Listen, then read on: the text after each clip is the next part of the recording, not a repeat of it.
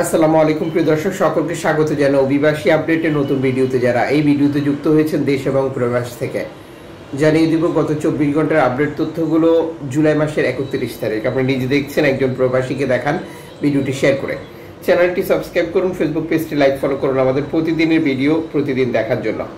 গত কয়েকদিনে এনজিও সংস্থাগুলো যে তথ্য বারবার দিচ্ছিল তা হচ্ছে ভূমধ্যসাগরে এনজিও সংস্থার সংকট রয়েছে। আর এই সময় যদি অনাকাঙ্ক্ষিত কোনো ঘটনা ঘটে, দুর্ঘটনা ঘটলে শরণার্থী উদ্ধার করা পরিস্থিতি যে বিপজ্জনক দিকে মোড় নেবে, সেটি কন্ট্রোল করা সম্ভব হবে না। ঠিক তেমনটাই ঘটে গেছে আরও একটি নৌকাডুবি লিবিয়া থেকে ইতালি যাওয়ার পথে। আর এই নৌকাডুবিতে রেকর্ড সংখ্যক শরণার্থী মৃত্যু। 2025 সালের প্রথম থেকেই লিবিয়া থেকে ইতালি আসার পথে রেকর্ড সংখ্যক নৌকাডুবির ঘটনার শিকার হচ্ছে মানুষ। আর যেখানে বহু অভিবাসী, যেমন বাংলাদেশ সহ বিভিন্ন জাতীয়তার লোকজনের মৃত্যু হচ্ছে, যা সত্যি মেনে নেওয়ার মতো না।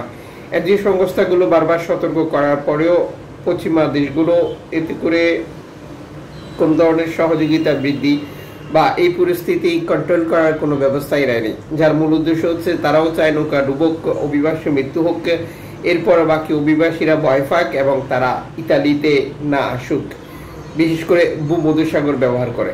আর এটি যদি চলতে থাকে, যেটা সত্যি দুঃখজনক। গত বছরও রেকর্ড সংখ্যক শরণার্থী মৃত্যু দেখেছিল সারা পৃথিবী। বর্তমান পরিস্থিতিতে ইউরোপীয় ইউনিয়নের দেশগুলো শরণার্থী বিরোধী একের পর এক কঠোর সিদ্ধান্ত এই পরিস্থিতিগুলোকে আরো জটিল করে তুলেছে। এনজিও সংস্থাগুলো গত কয়েকদিনে বারবার সতর্ক করছিল যে বর্তমান ভূমধ্যসাগরে এনজিও সংস্থার সংকট রয়েছে। আর এই সংকটটা শরণার্থী নতুন করে বিপদে পড়ার সম্ভাবনা তৈরি করছে। ঠিক যেমন ভূমধ্যসাগর ব্যবহার করে ইতালি আসার পথে নৌকাডুবির ঘটনা ঘটছে, একই ধারাবাহিকতায় লিবিয়ান কোস্টগার্ড ভূমধ্যসাগর ব্যবহার করে আসা অভিবাসীদেরকে আটক করছে। ঠিক যেমনটি 20 তারিখ থেকে 26 তারিখে 600 জনেরও বেশি অভিবাসীকে আটক করে বিভিন্ন আটক কেন্দ্রে নিয়ে গেছে।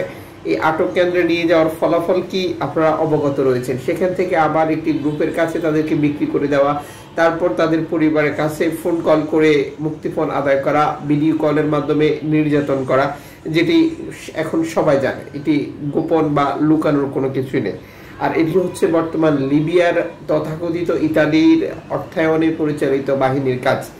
যদিও লিবিয়ার ভেতরে থাকা লোকজনের মধ্যে রেকর্ড সংখ্যক বাংলাদেশি এই সকল কার্যক্রমের সাথে যুক্ত, যেটি বারবার প্রমাণিত হচ্ছে। বিশেষ করে বাংলাদেশে ফিরে যাওয়ার পর অত্যাচার নির্যাতনের শিকার করা ব্যক্তি, মুক্তিপণ আদায় করা ব্যক্তি সবাই বাংলাদেশি।